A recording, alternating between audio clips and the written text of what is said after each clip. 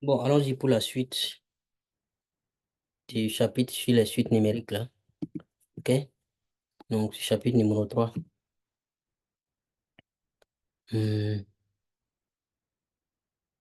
OK. Donc, on avait fait définition et notions générales là. Et on avait étudié monotonie d'une suite. Donc, cette fois-ci, on va aborder les 4 points suivants. Voilà, suite majorée, minorée, bornée. Et suite périodique, représentation graphique et limite d'une suite. OK? Donc, allons-y avec suite majorée, minorée et bornée. Donc, quand on dit majorée, c'est quoi? Minorée, c'est quoi? Bornée, c'est quoi? Définition 1.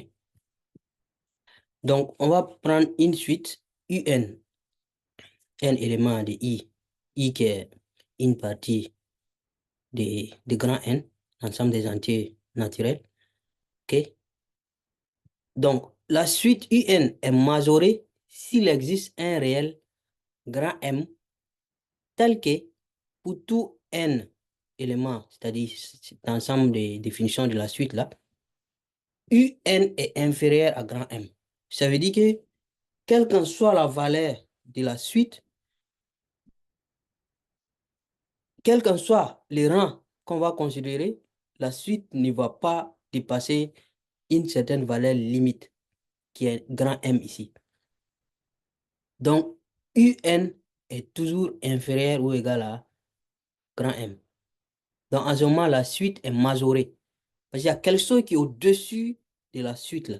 Quels qu'en soient les rangs qu'on va considérer, si l'intervalle de définition de la suite ne va jamais atteindre ou bien ne va jamais dépasser ces M là, ce nombre réel M. Donc, la suite est majorée par M. OK?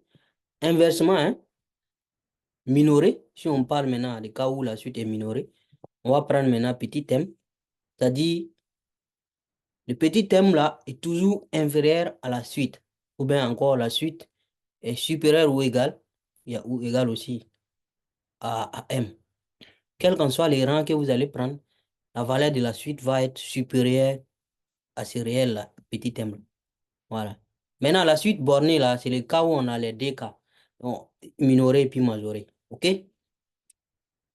Voilà. Donc, théorème, une suite UN est bornée si et seulement si valeur absolue de UN est majorée. OK? Voici un exemple. On va prendre cette suite-là. Donc, ici, on a la suite UN égale à 3N carré divisé par N carré plus 1. OK? Donc, voici les valeurs que la suite prend.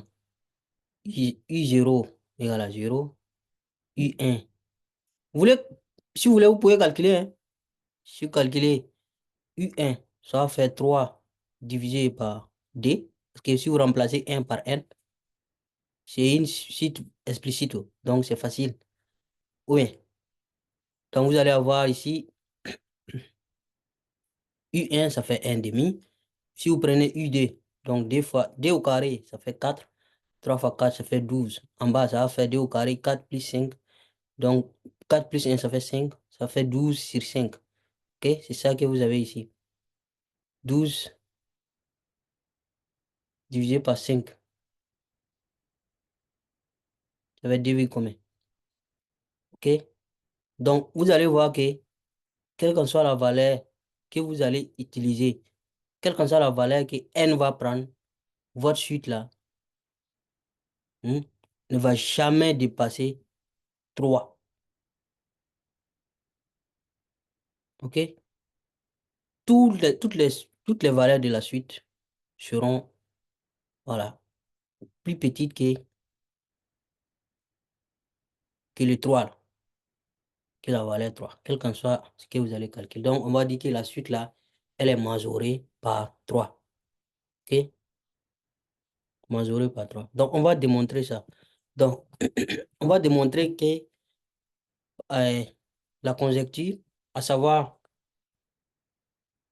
pour tout entier naturel n, in inférieur ou égal à 3. OK?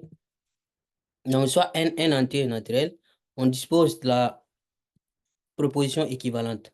Si UN est inférieur ou égal à 3, donc on peut prendre les 3 là, ramener de l'autre côté, ça va faire UN moins 3 inférieur ou égal à 0. Vrai ou faux?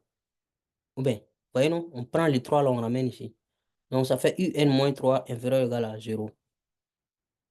OK?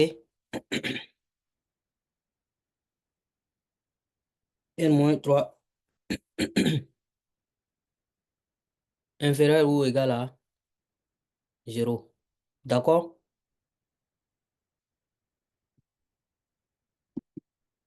Donc, on a UN-3 inférieur, UN-3 égale.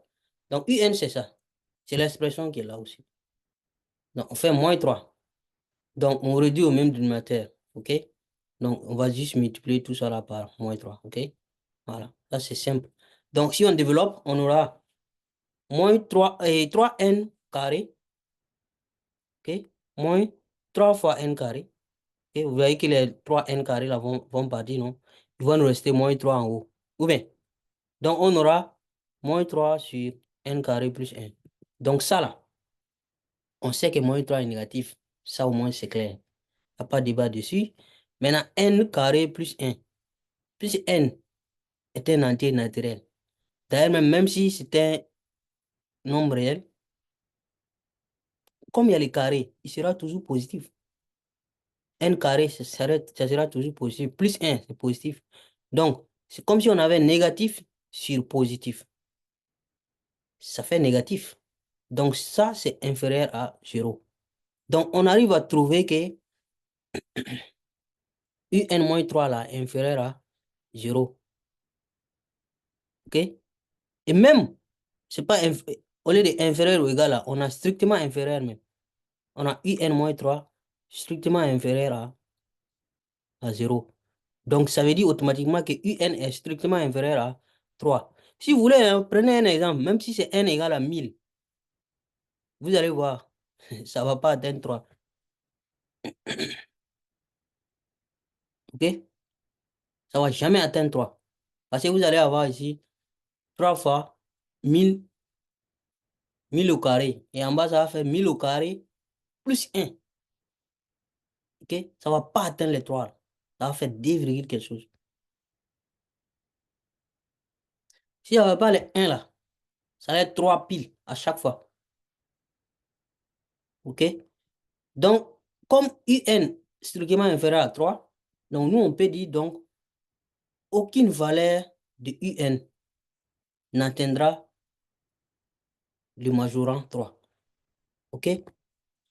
On va remplacer ça là par UN. Que c'est fait.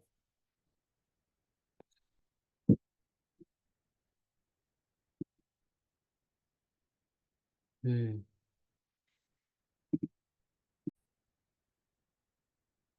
Voilà, je voulais juste remplacer le UN ici là. Donc, aucune valeur de UN n'atteindra 3. Ça veut dire que 3 a majoré notre suite UN. Donc, on a une suite majorée par 3. OK? On va aller avec un autre exemple. Ici, quand vous voyez V maintenant, on va prendre V. Vn égale à 2 plus 1 sur n plus 1. OK? Donc, on voit tout de suite que D, la suite Vn là est minorée par D. Autrement dit, quelle qu'en soit la valeur de Un, quel qu'en soit le pas que vous allez prendre, la suite est tout de suite supérieure ou égale à 2 au moins. Vous voyez? La valeur,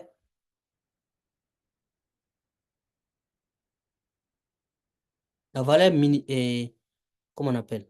La valeur minimale de D là, c'est ça. OK?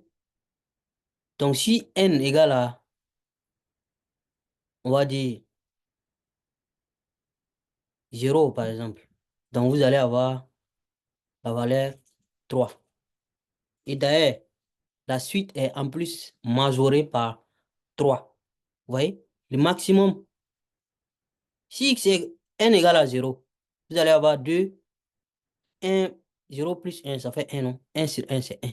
Donc 2 plus 1. Donc ça fait 3. Donc ça, c'est la valeur maximale que vous pouvez avoir. Pourquoi? Parce que plus vous augmentez les 1 là, plus, parce que c'est le dénominateur, ça devient plus lourd. Le dénominateur devient plus lourd, donc quand vous divisez, ça devient plus petit. Donc vous allez avoir 1 sur, si on part au deuxième, au rang suivant, par exemple 1, 1 demi ici, ça fait 2, quelque chose. Vous voyez? Ça devait 2,5, quelque chose comme ça. Et ça diminue, ça diminue. Mais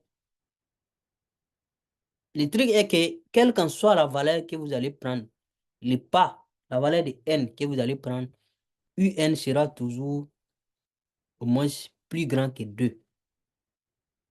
Plus grand ou égal à 2.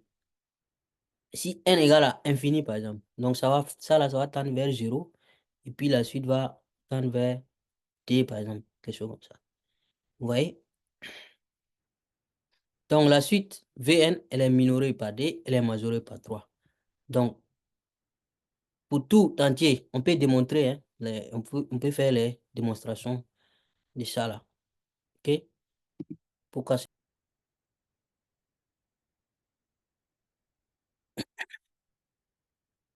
Donc, pour tout n, si on fait n plus 1, par exemple, on sait que n plus 1 sera forcément supérieur à 1, puisque n est un entier naturel. C'est-à-dire, entier naturel là,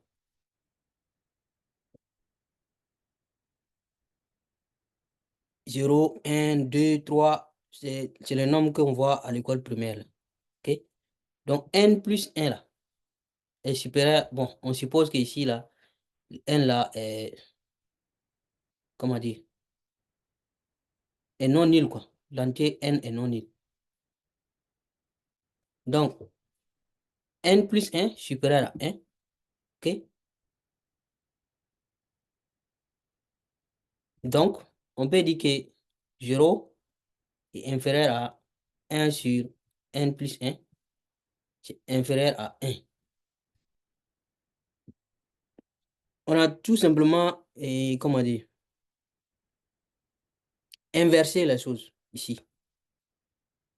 C'est-à-dire, si vous avez n plus 1 qui est supérieur à 1, si vous faites l'inverse maintenant, l'inverse, donc l'ordre va changer. Au lieu de supérieur, ça va devenir inférieur.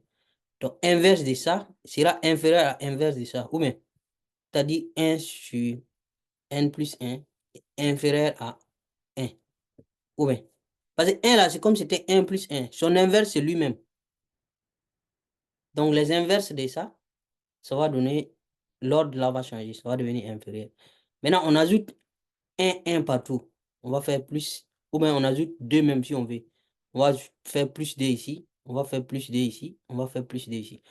Parce que c'est la suite là qu'on veut en fait. On veut encadrer la suite là. OK? C'est juste une démonstration. On veut démontrer que la suite est minorée par 2 et majorée par 3. Donc, si on encadre, on va avoir, on ajoute 2 ici. Si on ajoute 2 ici, on va avoir exactement notre suite Vn là ici. Donc, on va avoir 0 plus 2, ça fait 2. Ça là plus 2, ça fait notre suite Vn. 1 plus 2, ça fait 3. Donc, vous voyez, la suite là, elle est minorée par d, elle est majorée par 3. Minorée par d parce que d est toujours plus petit que la suite. Majorée par 3 parce que 3 reste toujours supérieur aux valeurs qui seront prises par la suite. Donc, on peut observer ces propriétés sur cette représentation-là. Vous voyez les points, la valeur que la suite va prendre. Les deux lignes rouges, là, ça c'est la limite supérieure, 3, et ça c'est la limite inférieure, 2. OK? Un autre exemple, on va prendre maintenant cette suite-là.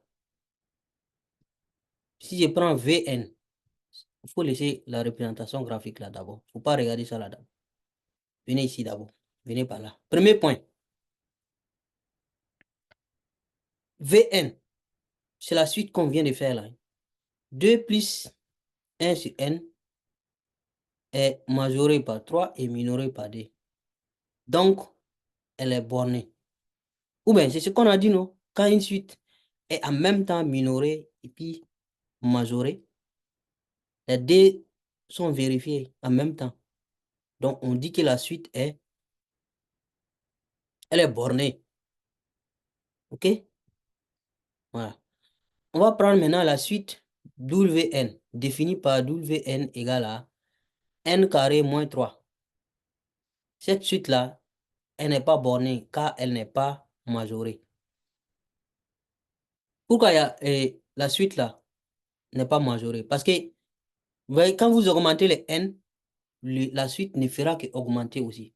Ça ne fera qu'augmenter, augmenter. Il n'y a pas un nombre qui va plafonner la valeur de la suite là.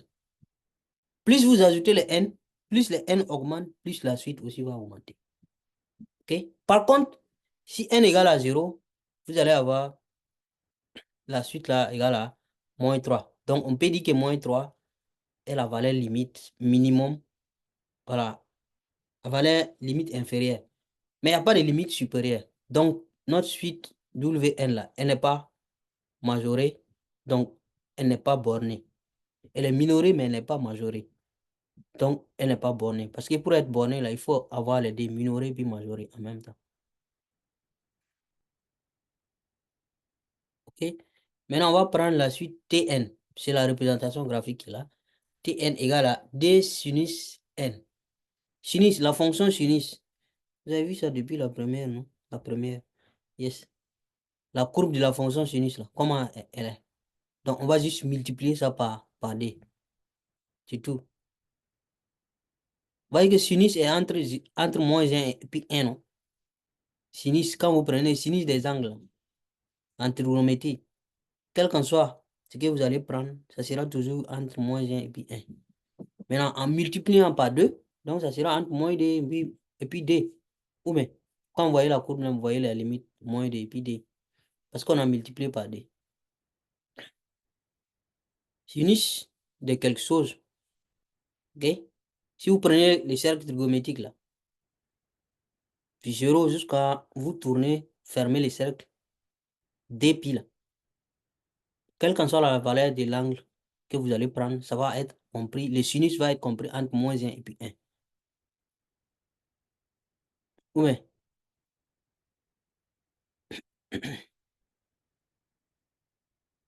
voilà. Donc, c'est ce qui est écrit ici. Pour tout entier naturel n, moins 1 inférieur ou égal à sinus de n inférieur ou égal à 1. Donc, si on fait moins d, si on multiplie partout par 2, moins d ici, ici on multiplie par d, ça va faire d. Là, on multiplie par d, ça va faire notre suite tn. Donc, la suite tn là, elle est bornée parce qu'elle est minorée par moins d et elle est majorée par 2. C'est bon? Définition 2. OK.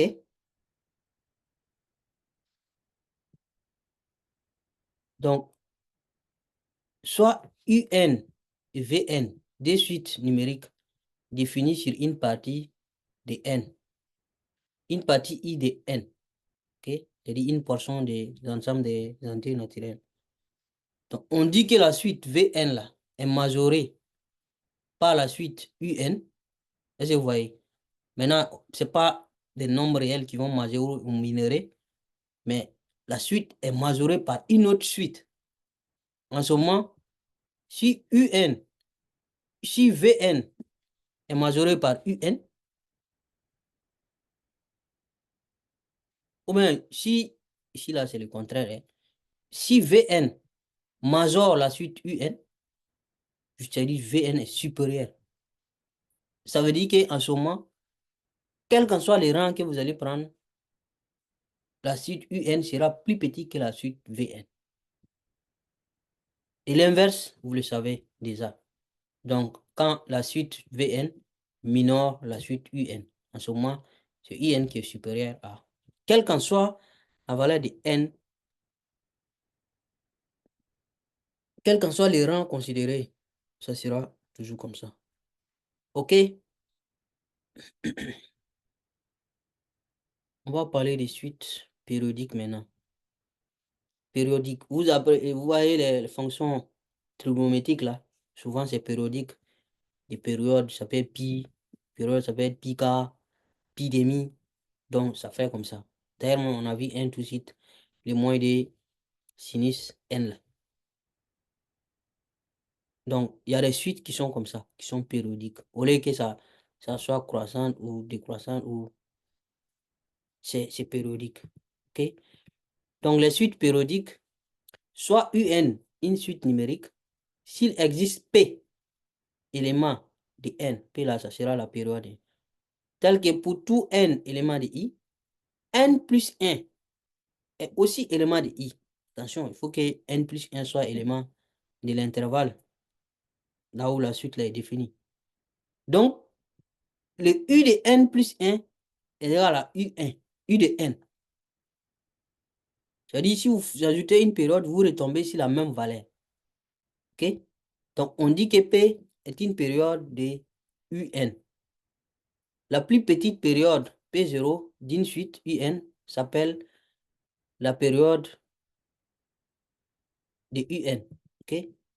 Donc, on va prendre par exemple cette suite et une suite, et puis on va montrer qu'elle est périodique et d'une période donnée. Donc, le U0, ça fait 2, et le UN est égal à UN moins 2 sur DUN moins 1. Donc, c'est une suite définie par récurrence. Elle n'est pas explicite. On a le U0 qui est là. Maintenant, on vous dit qu'à chaque fois que vous voulez augmenter d'un pas, vous devez faire le pas précédent moins D sur 2 fois le pas précédent moins 1. Donc, on va montrer que cette suite-là, elle est périodique de période 2. OK? C'est ce qu'on veut. Donc, pour faire, on a dit, c'est simple ici, hein. Il faut montrer que UN plus P égale à UN. Donc, notre période là, c'est D, non? Donc, on va juste montrer que UN plus D égale à UN. OK? C'est ce qu'on veut. Donc, pour montrer qu'une suite est de période D, il faut donc arriver à montrer que UN plus D égale à UN. Voilà, ceci consiste à transformer l'écriture de UN. On va juste calculer en fonction de la valeur ici, là. UN plus D, c'est tout. Donc, c'est simple. UN plus D, en considérant ça, ça va faire quoi? À la place de UN, on va faire UN plus 1. Ou bien, c'est ça, non? Donc, UN sera remplacé par UN plus 1. Le D reste pareil, c'est une constante. Donc, le UN qui était là aussi sera remplacé par UN plus 1. Parce que là, on est à N plus 2. Okay? Le rang précédent de N plus 2, c'est N plus 1. Ou bien, le rang qui vient avant N plus 2, c'est N plus 1. Voilà. Comme ici, le rang qui vient avant N plus 1, c'est N. OK? Donc, qu'est-ce que nous voulons faire ici? Nous voulons, dans cette expression-là, retrouver l'expression de UN. Dans ce qui est là, nous voulons retrouver UN. OK?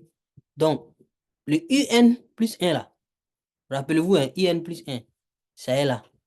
Donc, on va remplacer tous ces gros là dans, ici là. Vous voyez? Ça fait UN moins D sur D, UN moins 1 sur D. Pareil ici aussi, on va faire la même chose. Donc, on remplace. Donc, ça fait 2 fois le UN. OK? Le de UN plus 1. UN plus 1 là, ça là. C'est ça qui est là. On remplace tout ça. OK? Donc, on continue les manipulations. On peut réduire au même dénominateur. Vous allez voir, en réduisant au même dénominateur ici. Donc, il suffit de multiplier le dénominateur qui est là, par moins 2, non? Ou bien, c'est ça qui est là. Donc, moins 2 multiplié par le dénominateur qui était là. Donc, pour avoir le même dénominateur. Pareil ici, on va multiplier cette fois-ci par moins 1. Donc, moins 1 multiplié par ça. C'est ça qui fait DIN moins 1. Donc, Voici ce qu'on a au dénominateur. Là, on a 2un moins 1. Et ici, on a 2un moins 1. On peut laisser tomber ces dénominateurs-là. Ou si vous voulez, euh, ça sera juste cette fonction, cette fraction, multipliée par l'inverse de celle-là. Et vous allez voir que ça va se simplifier encore. Donc, on aura, peut développer, hein. Donc, un, ce qui est en haut ici. Je vous ai dit, on laisse tomber les dénominateurs là. Ça, puis ça. Parce que c'est la même chose. Donc, ça va se simplifier. Donc, on aura ici moins d fois ça. Donc, on développe ici les moins d fois d ça fait moins 4un. C'est ça qui est là. Et moins d fois moins 1, c'est ça qui fait plus d. Oui. Ici, on fait pareil, on développe. Si vous développez ça, ici, là, il suffit juste d'enlever les parenthèses. C'est pas compliqué. Vous aurez ça. OK?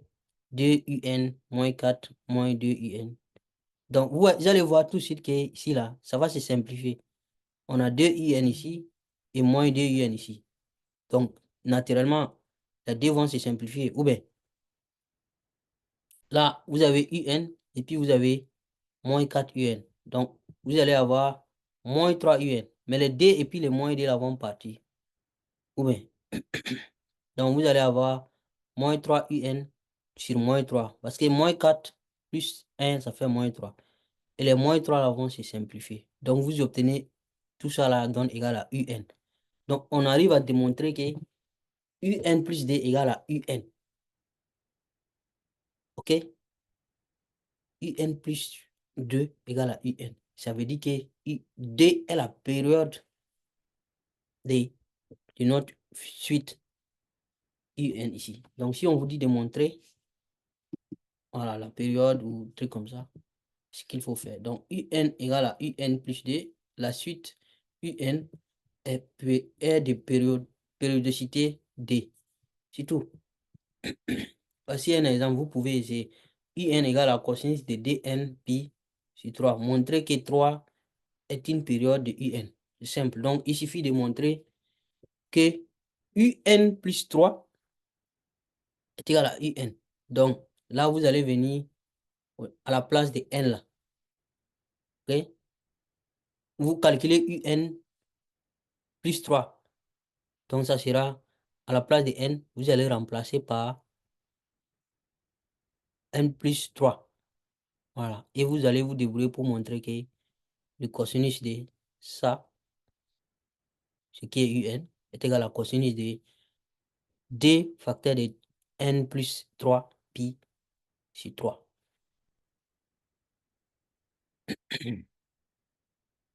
Si vous développez, vous allez voir que c'est simple.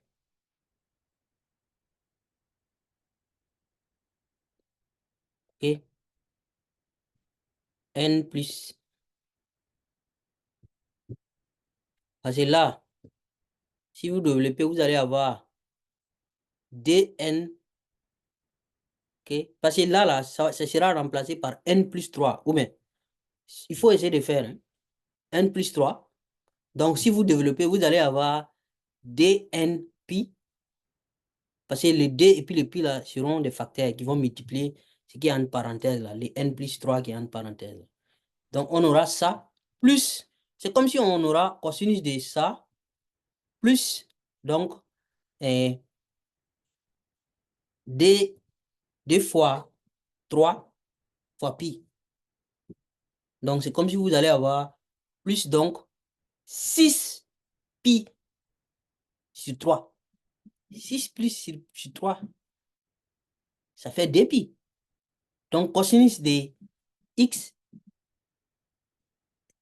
c'est la même chose que cosinus de x plus 2 pi.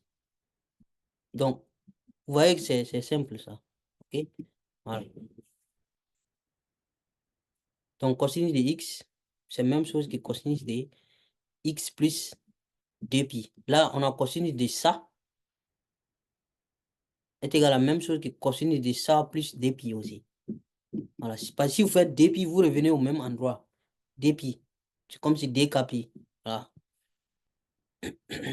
Représentation graphique d'une suite. Là, Si on veut représenter les valeurs, par exemple, vous avez deux axes, l'axe des ordonnées, l'axe des abscisses, ok? Et puis vous voulez placer les valeurs de la suite là, sur les axes, sur l'axe des abscisses et puis l'axe des ordonnées. Hein? Comment vous faites? Donc, il y a deux cas. Premier cas, ça dépend de la nature de la suite. Si c'est une suite et qui est explicite ou définie par récurrence. Donc, si on prend le cas d'une suite explicite, ça veut dire que la suite peut être définie à l'aide d'une fonction donnée, f de n. Voilà, un égale à f de n, où f est une fonction numérique. Ou bien,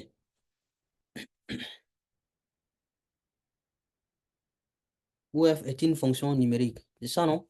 Donc, on se propose de placer les termes de un, les termes de la suite là, qu'on veut placer sur l'axe des abscisses et l'axe des ordonnées. Si l'axe OX, OI, l'axe des abscisses, OJ, l'axe des ordonnées.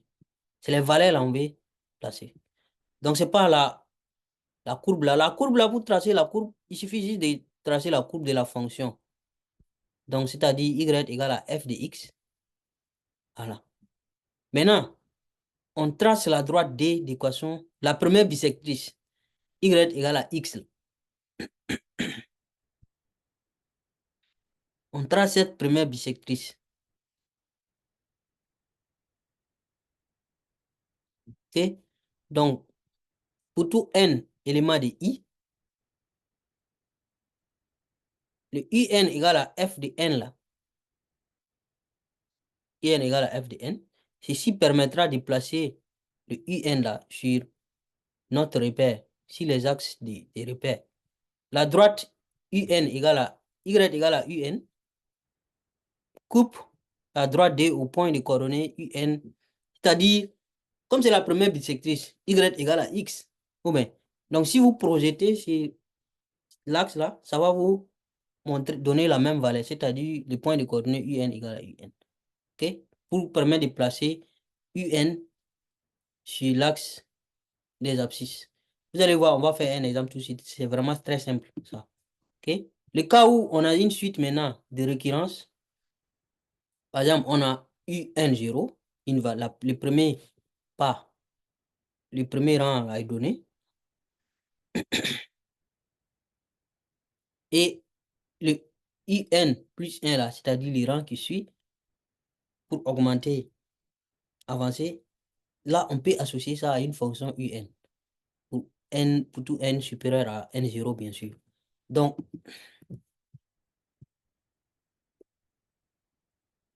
f est une fonction numérique. Donc, la courbe de CF d'équation y égale à f de x, okay? C'est la fonction numérique là.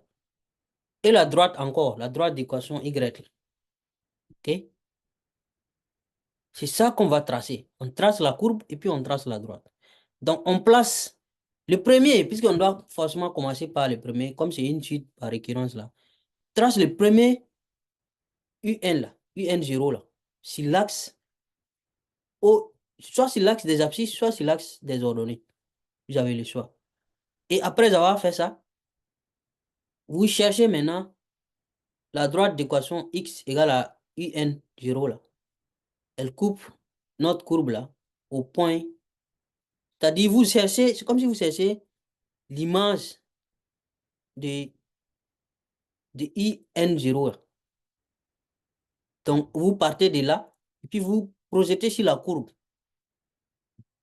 Et à partir de ce point, vous projetez maintenant sur l'axe, sur l'autre axe. Si vous avez commencé sur l'axe des abscisses, vous allez maintenant sur l'axe des ordonnées.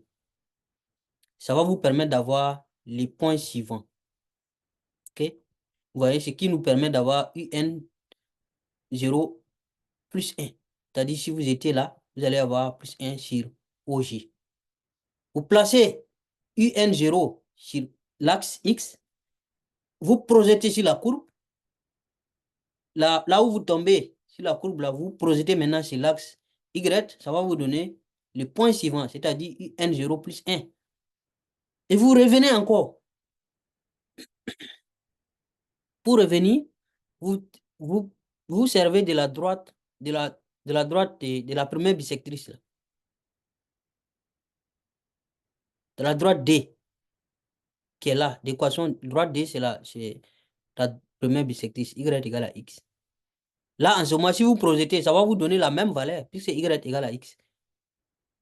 Ça va vous permettre de placer les UN0 plus 1 là. Ce qu'on avait obtenu ici là, sur l'axe des ordonnées là. Vous allez pouvoir l'obtenir sur l'axe des abscisses maintenant. Et vous recommencez le processus, ainsi de suite. Vous allez pouvoir placer tous les points, toutes les valeurs de la suite sur, sur les axes, l'axe des abscisses et l'axe des ordonnées. Voici un exemple, par exemple. On vous dit, voici la suite. Et qui est défini ici, U0 par récurrence, hein, U0 égale à 5, ok? Donc, le premier terme est donné. Et UN plus 1 sera donc racine carrée de 4 plus UN, ok? Donc, placer les termes de la suite là, on nous demande de placer les termes de la suite sur les axes OI et puis OJ, ok? Donc, comment placer les termes là? On veut juste placer ça sur les axes, hein. C'est pas courbe qui nous intéresse, hein. Faut pas vous mélanger, ok? Donc, on a la fonction qui est là. Donc, on vous dit de tracer la courbe de la fonction et tracer la droite, la première bisectrice, c'est-à-dire y égale à x. La courbe de la fonction est là, fonction f de x là, c'est-à-dire ce qui est là, 4 plus x, ok? In sera x, ok? Donc, ça, c'est la courbe racine carrée de 4 plus x là qui est là.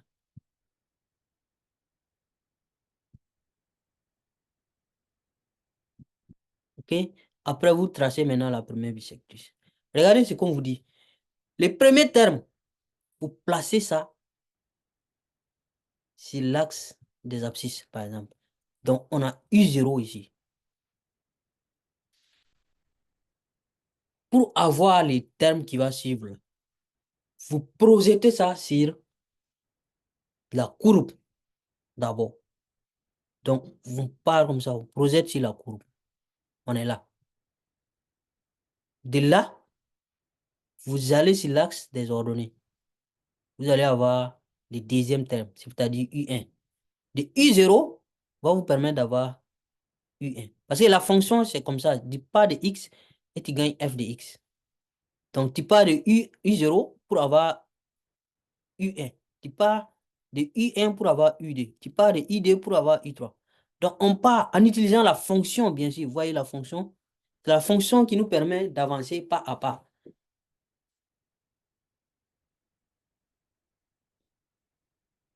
Donc, en utilisant U0, on part sur la fonction. La courbe, là, c'est la fonction. On part sur la courbe et on obtient le pas suivant, c'est-à-dire U1. Le problème est que la fonction qui est là, ne nous permet pas d'aller de Y à X. OK? Donc, pour aller de là, comme ça, là, ça sera compliqué. De toutes les façons, vous allez vous retrouver ici. Ouais. Si vous utilisez la fonction, c'est sera comme ça. Maintenant, nous voulons placer U1 sur l'axe des abscisses. C'est en ce moment que la droite, la première bisectrice, là, va intervenir. En fait.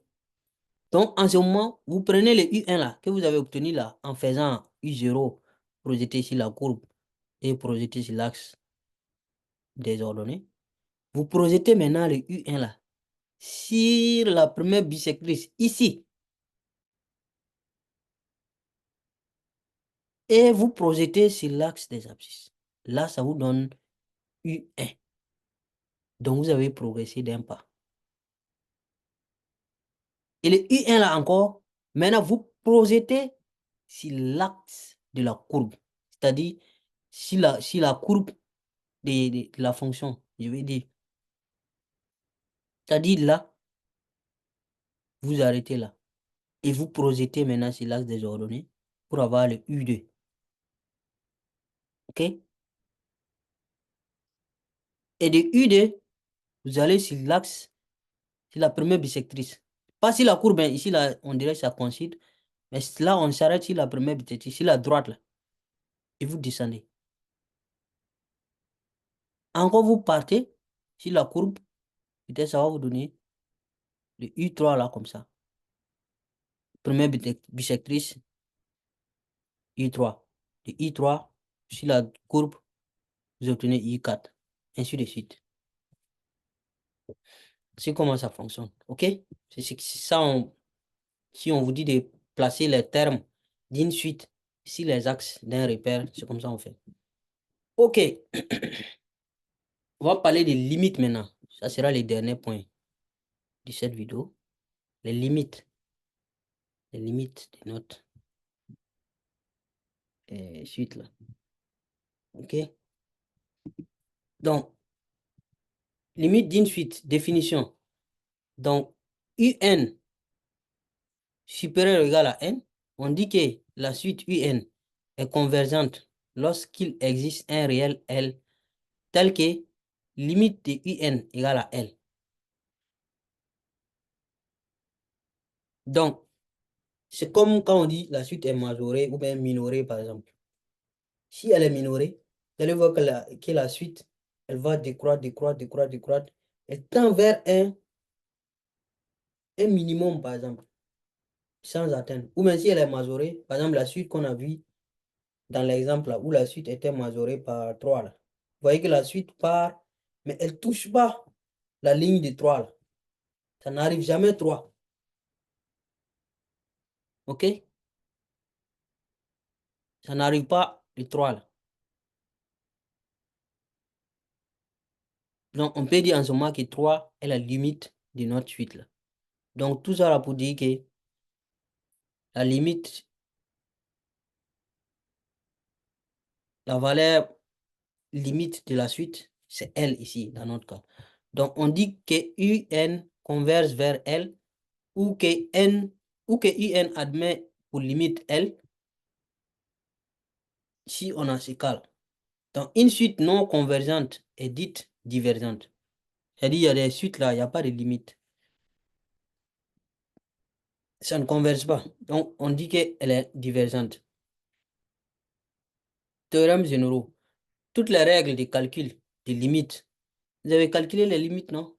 Je ne sais pas si en première, on fait les limites. Limite de x, limite de f quand x tend vers plus l'infini. Donc là, c'est la même chose.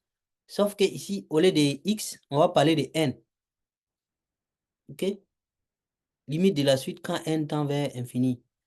Voilà, c'est la même chose que quand on fait limite en plus l'infini d'une fonction numérique. OK? Ça s'applique ici aussi. Calcul des limites. Donc, théorème, toute suite croissante et majorée est convergente. Donc, si la suite, elle est en train d'augmenter, comme la suite, exactement comme la suite IN qui est croissante et puis majorée par 3, l'exemple qu'on a vu au début là. Donc, toute suite croissante et majorée, elle converge vers quelque chose. Donc, notre suite, là, converge vers 3. Toute suite décroissante et minorée est convergente. Donc, si elle descend, elle décroît, et puis elle est minorée par quelque chose, elle sera aussi convergente. Dans le théorème encore, soit f une fonction numérique est continue sur x élément de R, x supérieur à a élément de R, donc la fonction est continue. Si on prend un, qui est une suite numérique, telle que un plus 1 égale à f de n, c'est-à-dire la fonction qui est là, la f là, comme la fonction est continue. Donc, si un est convergente, alors la limite L est une solution de l'équation f de x égale à x. OK? Ça, ce sont juste des théorèmes qu'on vous donne. Voici exemple. On dit de montrer que la suite qu'elle a là, elle est convergente et déterminer sa limite. Voilà. Et c'est pas ça, on a fait tout de suite là. Je pense que c'est ça. OK? Yes.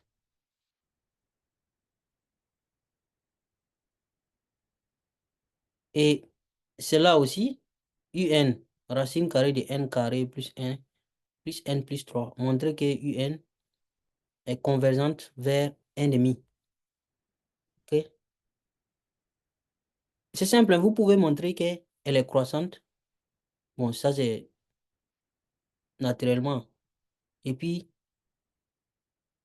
elle est majorée, par exemple. Vous pouvez montrer qu'elle est croissante. Et puis, elle est majorée par 1,5. C'est-à-dire 1,5 est toujours plus grand que ça. Vous pouvez essayer de faire ça.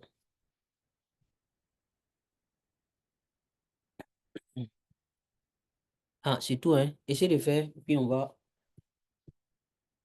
voir si vous en sortez. Donc, on va arrêter là. Je vous remercie et à très bientôt.